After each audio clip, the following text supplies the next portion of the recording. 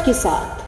कुछ दिनों पहले बनारस में एम्स की मांग पर आंदोलन कर चुके कार्डियोलॉजिस्ट ओम शंकर ने एक बार फिर सोशल मीडिया के माध्यम से अपनी मांग दोहराई है। इसके साथ ही उन्होंने सोशल मीडिया प्लेटफॉर्म पर 2 दिन पहले पोस्ट डालते हुए लिखा है कि जल्द ही एक बार फिर इसके लिए लड़ाई शुरू करने जा रहा हूँ। काशी हिंदू विश्वविद्यालय एक बार फिर सर सुंदरलाल चिकित्सालय से अलग एम्स की मांग उठाने लगा है। बता दें कि इससे पहले भी एम्स की मांग को लेकर कार्डियोलॉजी के डॉक्टर लगभग 29 दिनों तक बीएचयू सिंह द्वार पर धरना दिए थे। उस दौरान धरनारत कार्डियोलॉजी के चिकित्सक डॉक्टर ओम शंकर ने आश्वासन के बाद धरना समाप्त कर दिया था, परंतु सोशल मीडिया पर डॉक्टर ओम शंकर द्वारा किया गया पोस्ट इस समय लोगों के लिए कौतूहल का विषय बना हुआ है।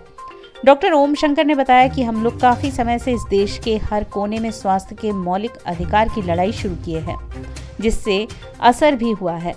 कई राज्य के मुख्यमंत्रियों ने स्वास्थ्य सेवाओं को प्राथमिकता पर रखा है।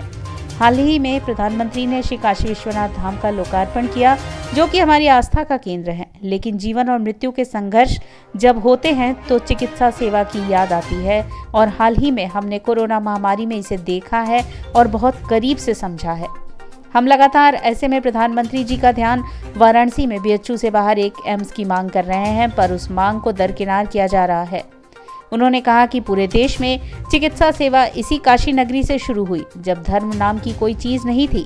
भगवान धन्वंतरी ने सबसे पहले भगवान शिव का समुद्र मंथन में निकले विष को पीने के बाद किया था इसी काशी नगरी में, और सृष्टि के पहले मरीज भी भगवान शिव ही थे। ऐसे में हम कह सकते हैं कि इलाज की उत्पत्ति काशी से हुई। आज देश और दुनिया के कई हिस्सों से लोग यहाँ इलाज के लिए आते हैं। उन्होंने कहा कि बीएचयू से बाहर एम्स की मांग के साथ हमारी मांग है कि हमारे देश और सभी राज्यों के टोटल बजट में स्वास्थ्य, जो कि हमारा मौलिक अधिकार है, उसके लिए 10% बजट का प्रावधान किया जाए। इसमें 5% ग्रामीण इलाकों पर स्वास्थ्य सुविधाओं में खर्च किया जाए, क्योंकि वहां सबसे अधिक स्वास्थ्य सुविधाओं का अभाव होता है। सभी जिला चिकित्सालयों को मेडिकल कॉलेज बनाया जाए। उन्होंने कहा कि धर्म की बात होनी चाहिए, पर राजनीति के लिए नहीं। बुधवार को मीडिया ने उनके पोस्ट को लेकर बातचीत किया तो उन्होंने अपनी बातों को विस्तार से बताया। और प्रधानमंत्री जी के होते हुए अगर वो एक एम्स नहीं दे सकते हैं तो हम कैसे समझे एक नागरिक होते हुए, खास करके जब हमने कोरोना की एक महामारी को, दो महामारी को, उसके 2 वेव को झेल चुके हैं हमारी जनता, और आगे फिर तीसरी वेव की संकट जो है वो हमारे बच्चे, वृद्ध और हर लोग आज भी उस संकट से उबर नहीं पाए हैं। तो प्रधानमंत्री जी को इतने सालों से हम लोग लगातार जगाते आए हैं कि काशी के बाहर एक एम्स और पूरे देश की जनता को स्वास्थ्य के मौलिक अधिकार दिए जाएं। वही हमारा संघर्ष जो है सालों से जारी है, अभी भी जारी है, और तब तक जारी रहेगा जब तक कि हमारी ये 2 मांगे जो महत्वपूर्ण है, यानी कि काशी की जनता के लिए बनारस हिंदू यूनिवर्सिटी के बाहर एक बड़ा एम्स, और आम जनता जो पूरे देश की जनता है उसको स्वास्थ्य के मौलिक अधिकार मिलने चाहिए। उसमें करना क्या क्या है, आपको स्वास्थ्य के बजट चाहे केंद्रीय हो या राज्य स्तरीय हो, उसका टोटल बजट कम से कम 10% होना चाहिए टोटल बजट का स्वास्थ्य पर खर्च, जो आज बिल्कुल भी वैसा नहीं है।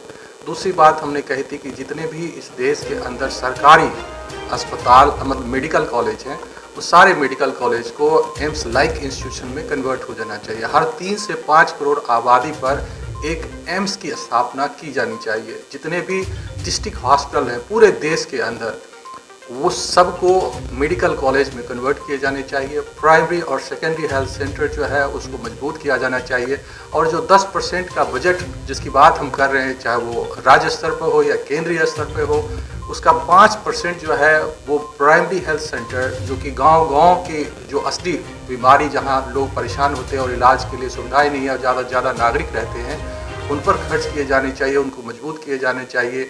और 2 से 3% जो है सेकेंडरी हेल्थ सेंटर्स पे खर्च किए जाने चाहिए, और 2 से 3% जो है टर्सरी हेल्थ केयर, एम्स और एम्स लाइक इंस्टीट्यूशन के लिए खर्च किए जाने चाहिए।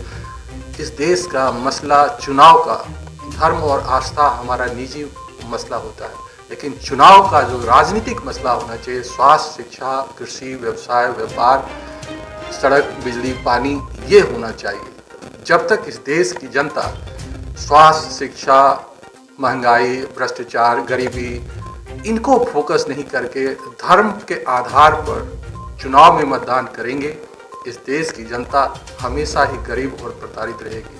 हम लोग को धर्म बहुत अच्छी बात है, हम जरूर भगवान में आस्था रखते हैं, सब अपनी अपनी सबकी आस्थाएं हैं, उस पर आस्था रखनी चाहिए। लेकिन वोट देने समय अपने नेताओं से पूछना चाहिए कि क्या आप मेरे लिए अस्पताल बनाओगे कि नहीं बनाओगे, हमारे लिए शिक्षा के कितने विश्वविद्यालय आपने बनाए और आगे बनाने वाले हो, कौन कौन सी सड़कें हमारे लिए आपने बनाया, क्या आपने रोजगार हमारे लिए कौन कौन से उत्पन्न किए, सृजित किए, हमारे लिए महंगाई और भ्रष्टाचार इसको आपने कितना कम किया, हमारे जो अपॉर्चुनिटी है क्या सबको एक समान विकसित होने के समाज में अवसर आप दे रहे हैं, या अवसर की असमानता है उसको खत्म करने के दिशा में करना चाहिए। तो हम लोग ये आंदोलन वर्षों से करते आए हैं और स्वास्थ्य क्रांति की ये मुहिम फिर से इस चुनाव से पहले हम लोग उठाएंगे। अगले बजट में इसको अगर प्रधानमंत्री जी नहीं लाते हैं तो हो सकता है कि एक बार पुनः हम लोगों को आमरण अनशन करना पड़े और ये उत्तर प्रदेश चुनाव का सबसे इम्पोर्टेंट मुद्दा है।